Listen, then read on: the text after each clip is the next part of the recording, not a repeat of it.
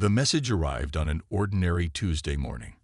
It came not through radio or satellite, but hidden in the cosmic background radiation that scientists had been studying for decades without realizing it contained encrypted alien communications. Alan Clark was the first to notice the pattern. A Pentagon analyst with a background in astrophysics, he had been running a new algorithm to filter cosmic noise when his computer flagged an anomaly. At first, he thought it was a glitch in the system, but as he examined the data more closely, he realized he was looking at something deliberately encoded, something impossible. "This can't be right," he muttered, pushing his glasses up his nose as he stared at his screen. 3 days later, after verifying his findings with 2 other departments, Alan found himself in the White House Situation Room, explaining to the Joint Chiefs that humanity was not alone. The message was simple: we require assistance. We offer technology. Meeting requested. Within a week, a small diplomatic team assembled at the lunar base Armstrong, Earth's most advanced outpost. The base had been established primarily for scientific research, but its isolation made it perfect for a first contact scenario. No one knew what to expect when the alien ship requested permission to dock. Ambassador Lyra of the Galactic Alliance was not what anyone had anticipated. Standing just over 5 feet tall, she resembled a blue-skinned human with delicate, almost crystalline features. Her eyes, 3 of them, moved independently as she scanned the room of nervous humans. "Your species was not meant to join us so soon," she began, her voice translated through a small device at her throat. "But circumstances have forced our hand." General Patricia Collins, representing Earth's military interests, stepped forward. What circumstances would those be? Lyra's central eye focused on the general. "War. A war we are losing." Over the next 6 hours, Lyra explained the situation to increasingly stunned human representatives. The Galactic Alliance, a confederation of 17 spacefaring species, had been at war with the Zarkov Empire for nearly 30 Earth years. The Zarkov, a highly advanced insectoid race, were expanding aggressively through the galaxy, consuming resources and subjugating populations. "We have superior technology in many areas," Lyra explained, displaying holographic maps of territorial losses. "But the Zarkov possess a hive mind tactical advantage. They coordinate their forces with perfect efficiency." "And you think we can help?" asked Secretary of State William Foster. "We've barely reached our own moon." Lyra's expression shifted to what the humans would later learn was a smile. "That is precisely why you can help. You were our contingency plan." The room fell silent. "Earth was discovered over 3 centuries ago. We observe your rapid development, your remarkable adaptability, and your," she paused, searching for the right word, "unique approach to conflict. It was decided that you would be left to develop independently, quarantined from galactic society." "You've been watching us?" Alan asked, finding his voice. "All this time?" "As a safeguard," Lyra confirmed. "Your species possesses qualities the Alliance lacks: unpredictability, creativity in combat, a willingness to take risks that our logical algorithms would never compute. We hoped we would never need to involve you in our affairs, but the Zarkov advance has accelerated. They will reach your solar system within 5 years regardless of our intervention." General Collins narrowed her eyes. "So either we join your war now, on your terms, or fight alone against these Zarkov later." "That is the situation," Lyra said simply. "We offer technological exchange that would advance your civilization by centuries. In return, we need your soldiers, your tactical minds, and your unique human perspective." As the implications sank in, President Eleanor West spoke for the first time since the meeting began. "How long do we have to decide?" Lyra's 3 eyes blinked in sequence. "The Zarkov destroyed 3 Alliance worlds last month. Our defenses in the Orion sector will fail within 60 of your days. After that, there will be no buffer between your solar system and the Empire." President West nodded grimly. Then we have work to do. The UN Security Council chambers had never been so tense. Representatives from every major nation sat around the massive circular table, their faces illuminated by screens displaying Ambassador Lyra's briefing data. President Eleanor West stood at the podium, her normally confident posture betraying the weight of the decision before them. "The evidence is undeniable," she said, gesturing to the holographic display, showing the advance of the Zarkoth Empire through neighboring star systems. "Within 5 years, they will reach Earth whether we choose to fight alongside the Alliance or not." The Russian delegate leaned forward. "How can we be certain this isn't some elaborate deception? We know nothing of these aliens or their war." "The technological proof is irrefutable," replied Alan Clark, who had been promoted to head the newly formed Extraterrestrial Intelligence Division. "The Alliance has provided us with working examples of their propulsion systems, weapons technology, and medical advancements. Our best scientists have confirmed they are centuries beyond our capabilities." Navy Commander Olivia Grant stepped up next. At 42, she had seen combat in 3 global conflicts and commanded respect across military branches. Her presentation was direct and sobering. "If the Zarkoth are as powerful as the Alliance claims, and our analysis suggests they are, waiting to fight them alone would be suicide," she stated plainly. "The Alliance offers us a chance to prepare, to learn their technology, and to fight alongside established forces rather than as inexperienced newcomers." The Chinese representative raised a hand. "And what assurance do we have that we won't simply be cannon fodder for these aliens, sent to die while they preserve their own forces?" Commander Grant's expression hardened. "None. But I'd rather take my chances with allies who need us than enemies who want to destroy us." The debate raged for days. Military advisors clashed over Earth's readiness for space warfare. Some, like General Frank Wilson, insisted that humanity needed more time to adapt the alien technology before committing forces. "We can barely operate their basic systems," Wilson argued during a closed Joint Chiefs meeting. "You expect our troops to go into combat with weapons they've had weeks to learn." Commander Grant countered, "The Alliance isn't asking for our entire military. They're asking for our best, small, elite forces that can adapt quickly. Our advantage isn't in numbers, but in tactics the Zarkoth haven't encountered." Behind closed doors, scientists and engineers worked frantically to reverse engineer Alliance technology. The first breakthrough came when Dr. Nancy Peterson successfully integrated human control systems with Alliance power sources, creating hybrid weapons that human soldiers could intuitively operate. On the 7th day of deliberations, President West called for a vote. The chamber fell silent as nations cast their decisions one by one. The United States votes yes. China votes yes. Russia votes yes. Country after country agreed, some reluctantly, others with resolve. When the final tally was counted, the decision was unanimous. Earth would join the Galactic Alliance and enter the war against the Zarkoth Empire. President West stood to address not just the room, but the billions watching worldwide. Today marks humanity's entry onto the galactic stage, not as explorers or diplomats as we had hoped, but as warriors. Make no mistake, this will be the greatest challenge our species has ever faced. Within hours, military bases around the world began implementing the newly established Stellar Defense Initiative. The first recruitment calls went out to special forces units, fighter pilots, and combat engineers. Training facilities were hastily converted to accommodate Alliance technology. Commander Grant was appointed to lead the first human battle group. As she reviewed the initial deployment plans in the Pentagon's new Interstellar Command Center, she paused at the sight of the casualty projections.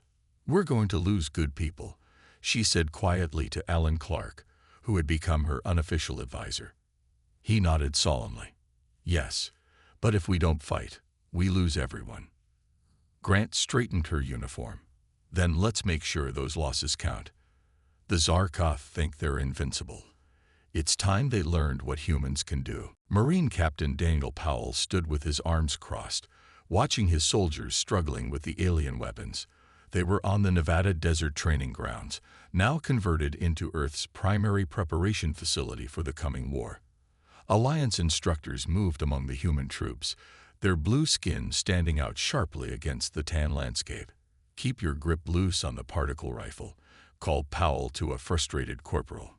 "It responds to neural pressure, not physical force." 3 weeks into training, and progress was slow but steady. The Alliance had provided Earth with technological upgrades that seemed like magic to most humans.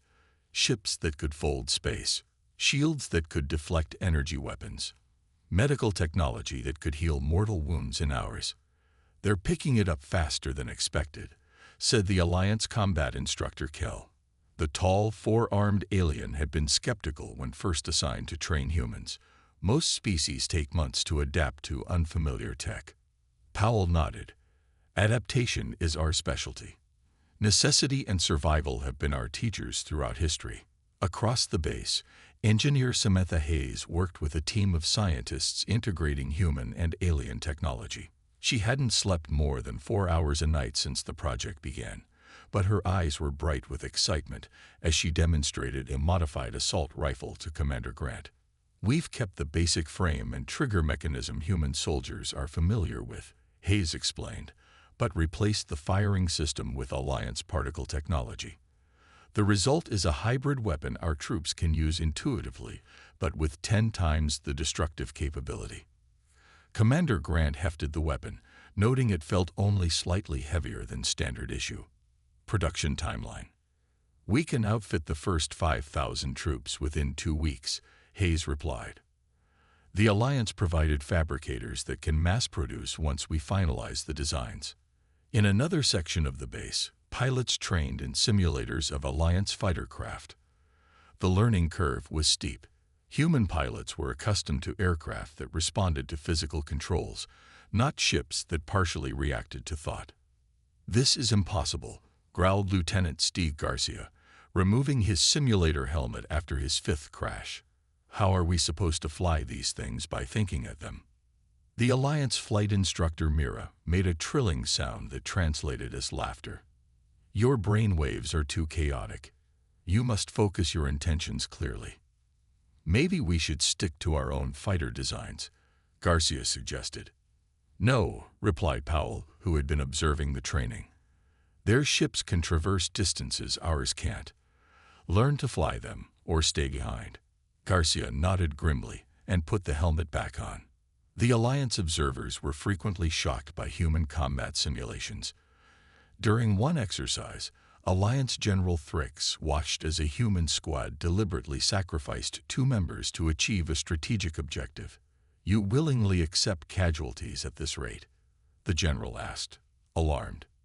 "In necessary circumstances, yes," Powell answered. "Sometimes victory requires sacrifice." The alien general made notes in a handheld device. "Concerning but effective. The Zarkoth will not anticipate such tactics." By the 6th week, the improvements were dramatic. Human soldiers began outperforming Alliance expectations in combat drills. Engineers like Hayes had adapted dozens of Alliance technologies to human use. The medical teams had mastered basic alien healing techniques. Commander Grant stood on an observation platform overlooking the training fields, watching hundreds of soldiers drilling with their new weapons. Behind her, enormous hangars housed the first human ships upgraded with Alliance technology, the beginnings of the Terra Nova fleet. "Are they ready?" President West asked, joining her on the platform. Grant considered the question carefully. "No," she admitted, "not completely. But they're ready enough, and the Alliance can't wait any longer." Below them, Captain Powell was leading his company through battle formations that hadn't existed on Earth 6 weeks ago. "Then it's time," the President said quietly. "Deployment orders go out tomorrow." Grant nodded, watching her soldiers training for a war among the stars. The Zarkoth have no idea what's coming for them. Lieutenant Eric Matthews felt sweat beading inside his flight helmet as the alarms blared throughout the fighter bay. His squadron had been on standby for 3 days, waiting for their first real combat mission since arriving in Alliance space. "All pilots to stations. Zarkoth forces detected approaching Nebulon 7 colony.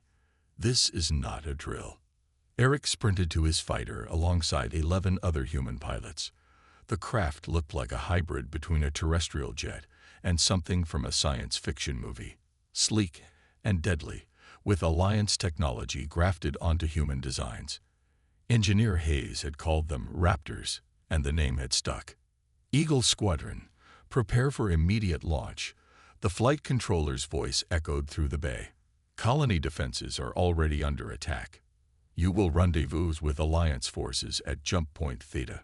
Eric settled into his cockpit, running through the neural link checklist as the canopy sealed. 6 weeks of training hadn't fully prepared him for the sensation of connecting his mind to the fighter systems, but he had adapted faster than most. Eagle leader to squadron, he said into his comm. Stay tight on exit. Remember your training and watch your 6. These aren't simulations anymore. The launch sequence began. One by one, the fighters shot out of the human carrier ship Defiance and into the star-filled blackness of space. Eric felt his stomach lurch as his Raptor accelerated to speeds no Earth aircraft could match. At Jump Point Theta, they linked up with a wing of Alliance fighters, sleek, almost organic-looking craft piloted by the bird-like Avari species, renowned for their flying skills. Human Squadron, this is Skytalon Leader, came the translated voice. Zarkoth forces have broken through the outer defense grid. Colony will fall within the hour without reinforcement. Understood, Eric replied. We'll follow your lead. The combined force made the jump to Nebulon 7 system. As they exited jump space, Eric's breath caught in his throat. The colony planet loomed below, its orbital stations already damaged and burning. Above it swarmed dozens of black, angular Zarkoth attack ships, methodically destroying the colony's defenses. Eagle Squadron, form up on me, Eric ordered, pushing aside his awe and fear. Attack pattern Sierra. The plan had been to follow Alliance tactics for their first engagement, but Eric immediately saw a problem. The Zarkoth ships moved in perfect synchronization, their hive mind allowing them to anticipate the standard Alliance approach. Skytalon Leader, this isn't working, Eric called as he watched 3 Alliance fighters explode under concentrated fire. Request permission to try human tactics. After a brief pause. Granted. What do you propose? Eagles, break formation. Pattern Chaos 1. Now. The human fighters suddenly scattered in all directions, each taking an unpredictable vector toward the enemy. The Zarkoth response was delayed, their coordinated movements momentarily confused by the seemingly random human approach. Eric dove his Raptor straight toward the largest concentration of enemy fighters, weapons hot. At the last possible moment, he pulled into a maneuver that would have torn apart any Earth aircraft, firing directly into the formation. 2 Zarkoth ships exploded, and a third spun out of control. Across the battlefield, the other human pilots executed similarly unpredictable attacks. Private Jamie Wilson flew a corkscrew pattern between enemy ships, drawing their fire into their own formations. Lieutenant Kelly Rodriguez cut her engines completely, drifting dead, until enemy ships passed, then powered up and struck from behind. The Avari pilots, after a moment of shock, began adapting to the human style, breaking their own formations to join the chaotic assault. The Zarkoth response was telling. Their perfect formations began to falter. Their coordinated attacks became hesitant. For perhaps the first time in their war with the Alliance, the hive mind was facing an enemy whose actions it couldn't predict. They're retreating, called Skytalon Leader as the Zarkoth ships began pulling back from the colony. By the stars, they're actually retreating. Eric watched as the black ships jumped away, leaving the damaged but saved colony behind. His fighter had taken hits, systems flashing warnings, but he was alive. Most of his squadron had survived. Eagle Leader to Defiance, he reported, his voice steady despite his racing heart. First engagement complete. Zarkoth forces retreating. We've bloodied their nose. On the command deck of the Alliance flagship, Captain Powell and Commander Grant exchanged looks as the battle telemetry came in. Word was already spreading through the Alliance forces. The humans had done what was thought impossible. They had driven off a superior Zarkov force. "It's just the beginning," Grant said quietly. "But it's a start." Deep within the central command ship of the Zarkov fleet, Supreme Commander Vexthar studied the battle footage from Nebulon 7 for the 12th time. His compound eyes reflected the holographic display showing human fighters performing maneuvers that defied all Zarkov battle algorithms. "Explain this failure," he demanded of his tactical officers. The insectoid aliens clicked their mandibles nervously, antennae twitching. "The new species, humans, they do not follow predictable patterns," the lead tactician replied. "Their movements appear random, even self-destructive, yet contain underlying purpose. Our prediction models failed completely." Vexthar hissed in frustration. "Adapt the algorithms. All combat units will study these human tactics. This primitive species will not stand against the Empire twice." Meanwhile, aboard the Alliance command carrier Celestial Dawn, a very different meeting was taking place. Commander Olivia Grant stood before a mixed group of human and alien officers, reviewing the same battle footage. "The success at Nebulon 7 was significant but limited," she cautioned. "The Zarkov will analyze our tactics and adapt. We need to stay ahead of them." Alliance General Thrix nodded his elongated head. "Your species' unpredictability proved valuable, but the Zarkov learn quickly. Their hive mind processing allows them to share combat experiences instantly across their fleet." Dr. Lisa Warren, a civilian physicist who had volunteered for the Human Expeditionary Force, raised her hand. "I've been studying the Zarkov communication signals we captured during the battle. There's something interesting about the frequency patterns they use." All eyes turned to her as she brought up a series of waveform displays. "Their hive mind relies on quantum entanglement communications operating within a very specific frequency range. If we could disrupt those frequencies, we could break their coordination advantage," Captain Powell finished, leaning forward with interest. "Could we develop a jamming system?" Dr. Warren nodded cautiously. "Possibly, but we'd need more data, samples of their communication technology from inside their territory." The room fell silent as the implications became clear. Someone would need to infiltrate Zarkov space, a suicide mission by any standard measure. Major Ryan Cooper, commander of the Human Special Forces contingent, spoke up from the back of the room. "My team can do it." General Thrix clicked his translation device. "Impossible. No Alliance infiltration team has ever returned from Zarkov territory." Cooper's expression remained unchanged. "No offense, General, but your infiltration teams weren't human. We have extensive experience in asymmetric warfare against superior forces. Before we came to space, it was all we knew." Commander Grant studied Cooper's face, seeing the quiet confidence there. "What would you need?" "A small ship with Alliance cloaking technology, modified for minimal energy signature. 4 of my best operators, and everything your intelligence has on Zarkov patrol patterns." While plans for the covert mission developed, human officers began introducing Alliance commanders to concepts that had defined Earth's military history: guerrilla warfare, hit-and-run tactics, and psychological operations. Commander Grant explained to puzzled Alliance officers, "The Zarkov expect you to behave logically, to protect your assets and minimize casualties. But humans learned long ago that sometimes the best strategy is to appear irrational, to strike where the enemy least expects it, to sacrifice a position only to reclaim it later." Many Alliance commanders were initially resistant. Their species had evolved toward logical, formation-based combat that prioritized minimal losses.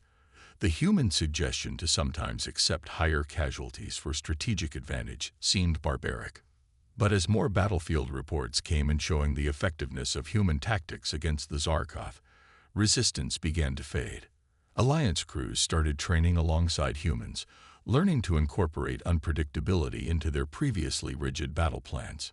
2 weeks after Nebulon 7, Major Cooper's team departed on their high-risk mission, their small craft disappearing into the darkness of space toward Zarkov territory.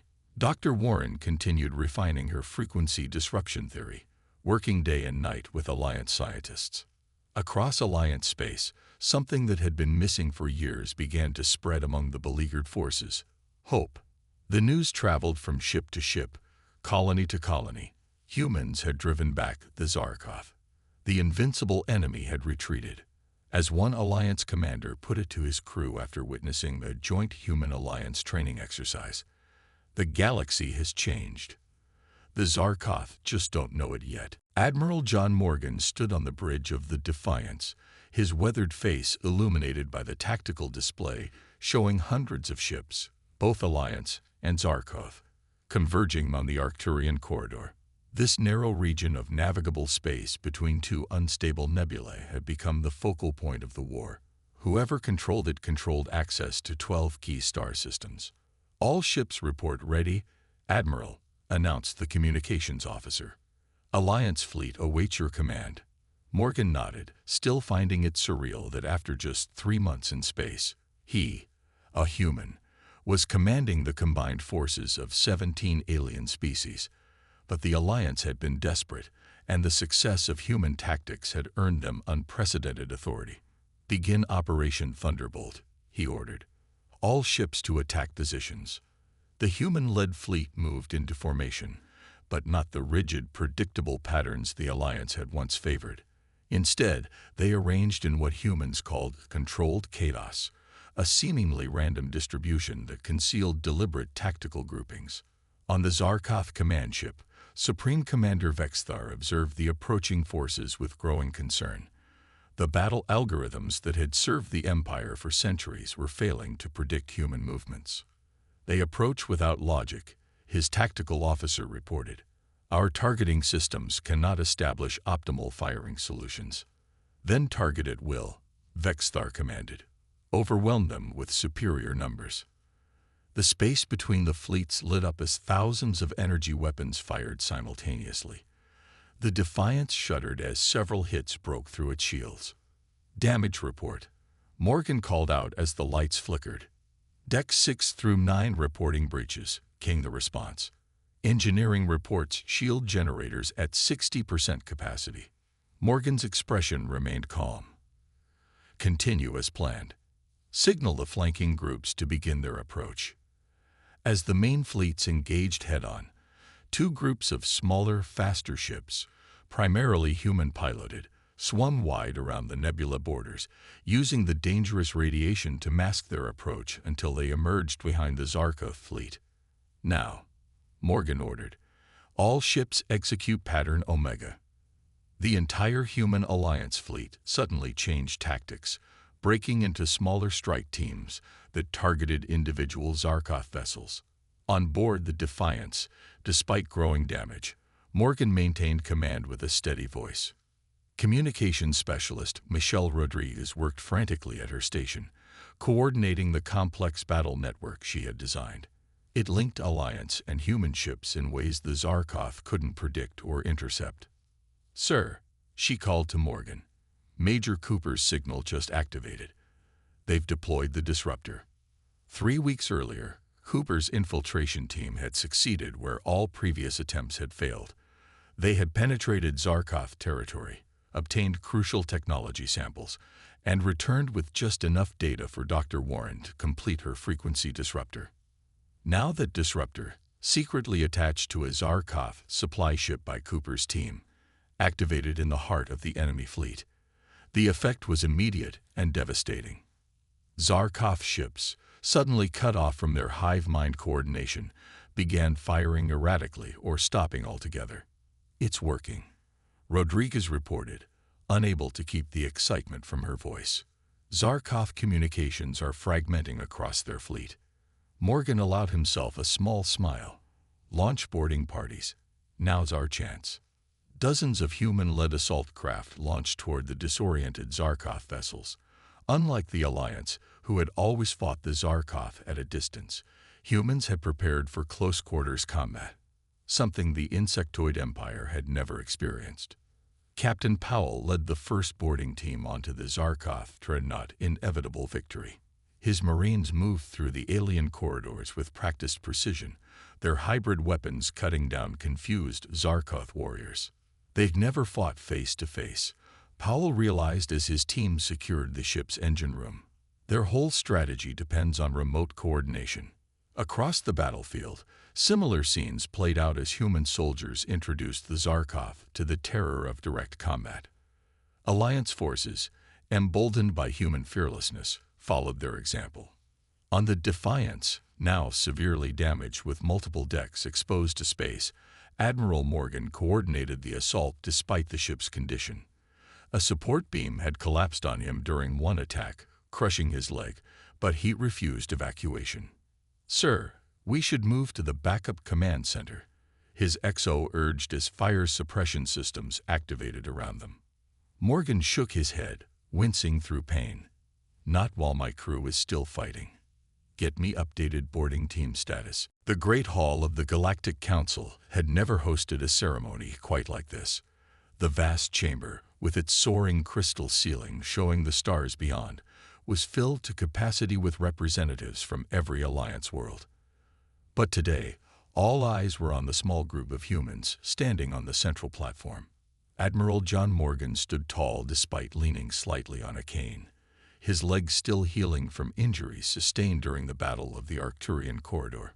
Beside him, Commander Grant, Captain Powell, and the other key figures of the human expeditionary force formed a line as Alliance High Chancellor Vorn approached with the ceremonial staff of Unity.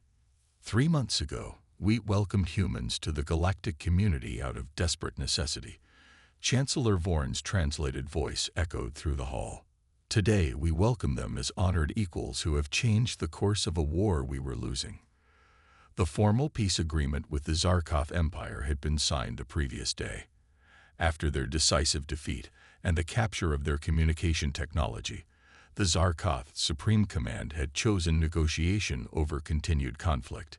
Their territorial expansion had been halted, their conquered worlds freed. "The terms are better than we ever hoped for," Grant whispered to Morgan as Chancellor Vorn continued his speech.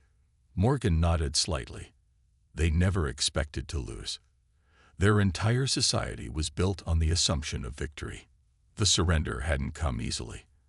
After the battle at the Arcturian Corridor, 3 more major engagements had followed. In each one, human tactics had proven decisive. Dr. Warren's disruption technology, combined with Major Cooper's infiltration tactics, had systematically dismantled the Zarkov advantage. By unanimous vote, the Galactic Council hereby recognizes Earth as a full member world of the Alliance, Chancellor Vorn announced, touching the staff of Unity to Admiral Morgan's shoulder in the traditional gesture. Furthermore, in recognition of humanity's unique contributions, Earth is granted special status as military advisor to all Alliance defense forces. The hall erupted in applause, or various alien equivalents of applause. Some species vibrated their wing casings, others emitted harmonic tones, but the sentiment was unmistakable: approval, respect, and for many, profound relief. As the formal ceremony concluded, Captain Powell found himself approached by a group of young Alliance officers from various species. "Is it true that your people will establish a joint military academy?" asked an eager Avari pilot. "We wish to learn your ways of combat." Powell smiled. "Yes, construction begins next month on Europa, one of our moons.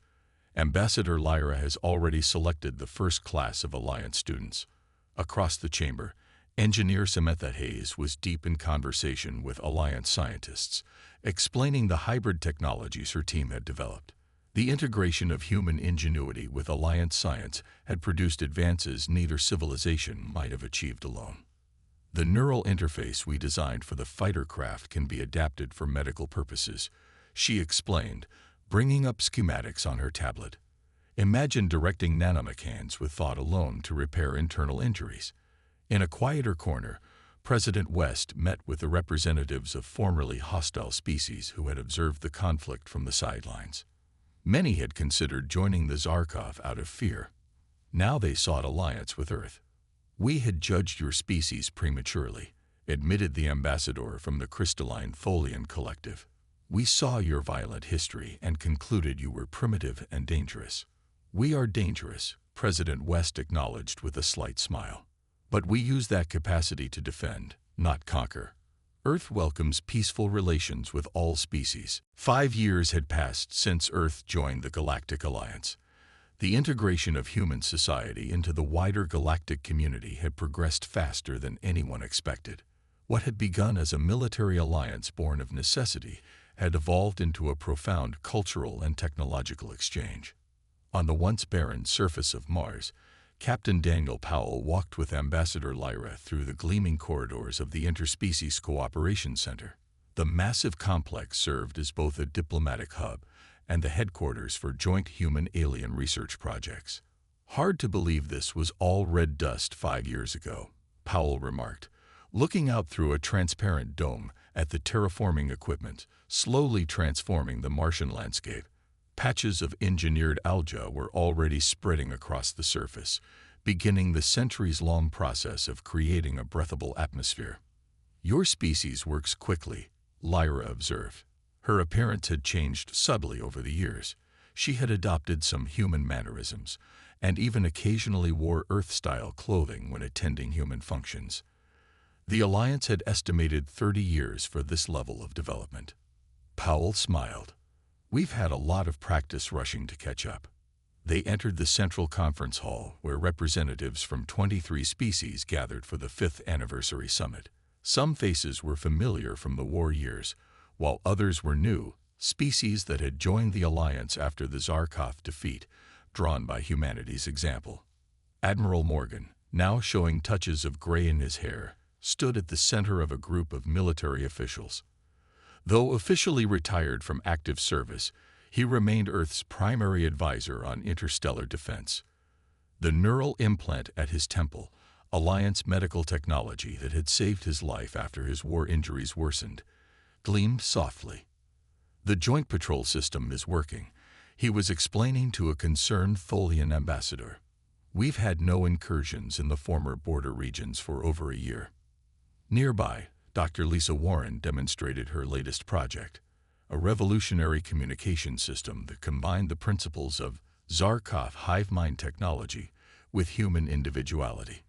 Instead of forcing conformity like the Zarkov did, this system preserves individual thought while allowing instant information sharing, she explained to an audience of scientists.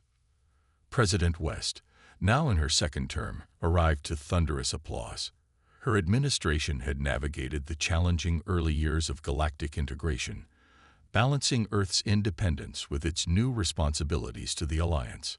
5 years ago, we entered the galactic stage as warriors, she began her address. Today, we stand as builders, explorers, and partners. The Zarkov War showed what humanity could do in conflict. Now we demonstrate what we can achieve in peace. Not all had been smooth in these 5 years. Cultural misunderstandings occurred regularly. Some human nations had resisted the influx of alien technology, fearing loss of identity. Similarly, conservative factions within Alliance species worried about the rapid changes humans were introducing to galactic society. Yet the overall trajectory was positive. Trade between Earth and alien worlds had transformed the global economy. Children born after first contact grew up learning alien languages alongside human ones. The first generation of human-piloted exploration vessels were mapping regions of the galaxy that even the Alliance had never reached. In Earth orbit, the first human-designed faster-than-light ship prepared for its maiden voyage. The Horizon incorporated lessons learned from Alliance technology, but reflected distinct human-designed philosophy, emphasizing adaptability and redundant systems over the elegance preferred by most alien engineers. Commander Olivia Grant, now Admiral Grant, would captain this historic journey, as she supervised final preparations on the bridge. Her second in command, a young lieutenant who had been just a teenager when the war ended, approached with the final crew manifest. "All personnel aboard and ready, Admiral. We're making history today." Grant nodded, looking at the view screen showing Earth below. We've been making history since the day Lyra arrived. This is just the next chapter. On the far side of Alliance space, at the newly established monitoring station near former Zarkov territory, an alert sounded. The sensor operator, a human Averi team, studied the readings with growing concern. Energy signature detected beyond the treaty boundary. The Averi officer reported. Pattern matches. Something new. Not Zarkov, not Alliance. The human officer sent the alert to Alliance Command. Within minutes, the diplomatic summit on Mars was interrupted as the information arrived.